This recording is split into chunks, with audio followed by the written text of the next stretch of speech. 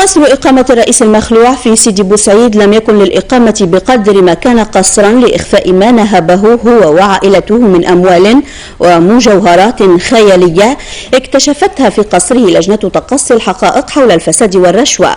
وهذه الصور التي ستشاهدون تنفرد بها أنباء التلفزة التونسية الوطنية. قصر إقامة الرئيس المخلوع في سيدي بوسعيد كان يقيم فيه هو وعائلته بعد أن جعل من قصر قرطاج مقرا للعمل فقط وأي عمل.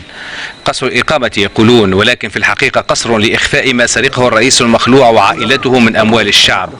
القصر دخله أعضاء لجنة تقصي الحقائق في مسائل الرشوة والفساد، ووجدوا داخله العجب العجاب: أموال بالمليارات ومجوهرات بالمليارات، تنظر إليها ولا تصدق أنها أمام أعينك. الانطباع الأول الذي يقفز إلى الأذهان هو أن الرئيس المخلوع وعائلته خصصوا كل وقتهم وجهدهم لجمع المال والمجوهرات الثمينة. قلت لجمع المال والمجوهرات، والأصح لسرقة المال والمجوهرات. شاهدوا وتمعنوا وانظروا ماذا فعلوا بتونس وبخبز شعبها.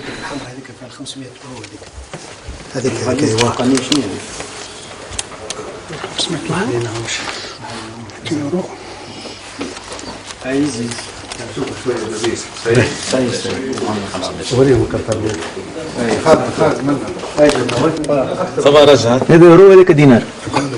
معناها هذه تسوى 100 مليون. هذيك 100 مليون وحدها هذه وحدها 100 مليون. مثلا باكو هذا وحده 100 مليون.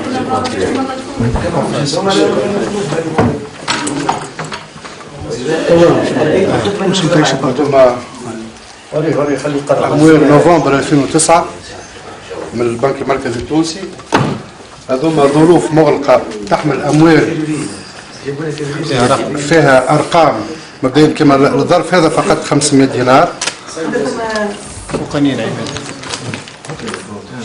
ظروف أخرى تحمل أموال مفتوحة.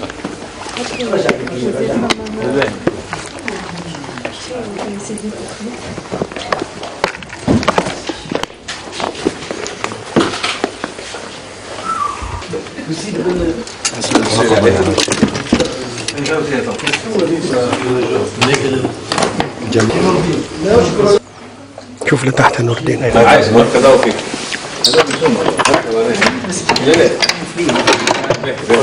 اللي لحد الآن اكتشفنا أموال ضخمة جدا، أموال تونسية وكذلك أموال أجنبية ومجوهرات عديدة.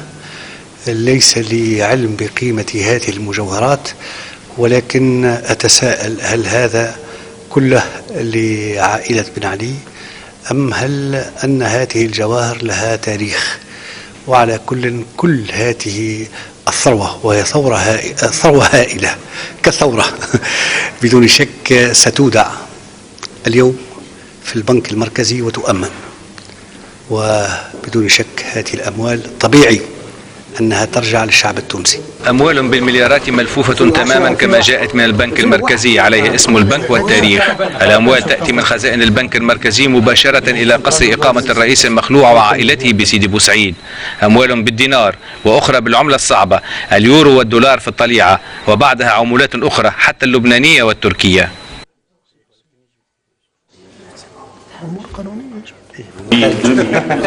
ما عندكش فيهم. هذا شو باش نثبت السياسة؟ بالله مش توا نثبتوا، بعثني ثبتوا. alors ancien passeport diplomatique famille souvenir. حتى خلينا نوريها برك، خليها سمح. C'est pas important.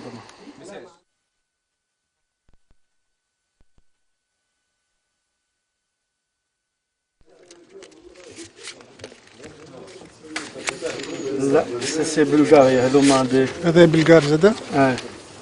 هذوما الوحيد نتاع سيرتيفيكات جارونتي. ما عطيتكش ولا خلينا نمشي لهم. المش ياسر برضه شو كان. رجعنا شويه فلوس. هذوما. اي شوف هذوما 500 يورو هذوما. هذا شيء شيء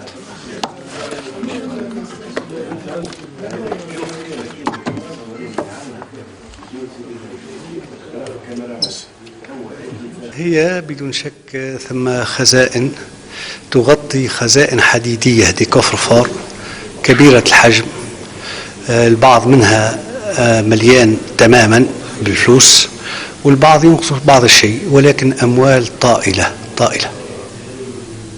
في النهاية يعني بعد ما تحفظ هذا في البنك المركزي، والمجوهرات ستحفظ كذلك في البنك المركزي، يعني بالطبيعة باش يكون هذا ما كان للشعب يعود إلى الشعب. نحن نقوم بالعمل حسب إجراءات قانونية بحضور عدول إشهاد وبحضور أعضاء اللجنة، ونودع لدى البنك المركزي كل هذه الثروة. وفيما بعد السلطات المعنية بعد أن تنتهي اللجنة من عملها في هذا القصر بدون شك هي مؤهلة قبل غيرها لإعطاء هذه الثروة الأبعاد التي تقتضيها. هل هناك قصور أخرى سيتم يعني العمل فيها في إطار اللجنة؟ الله يكون في عوننا، ثم قصور ثم ممتلكات عديدة، ونسأل الله القوة والصبر والمثابرة. المصوغ والمجوهرات على كل لون وشكل، وساعات ثمينة لا تقدر بثمن. من أين جاءت؟ كيف جاءت؟ التحقيق سيثبت الحقيقة. هذه ظاهريا مكتبة تعتقد أن الرئيس المخلوع وعائلته يطالعون نفائس الكتب، والحقيقة أن المكتبة هي للتمويه، فما وراءها مال ومجوهرات مخفية بل مسروقة.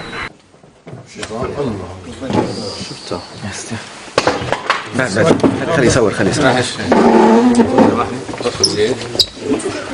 شدين معي مراد، حاول تنسي شوي.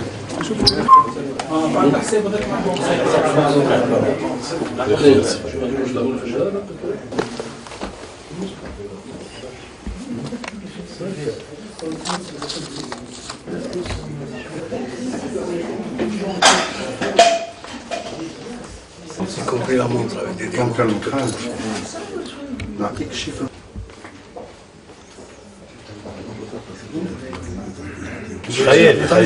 خيالي كامل. هاي برا حلا. خليها ليه شو عميد بشر.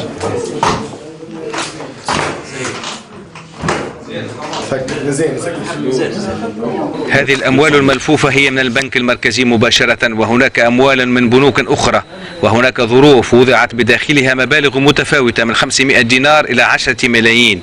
الأكيد أن الرئيس المخلوع كان يهبها إلى من يريد، وهي مخصصة للمكافآت على ما يبدو.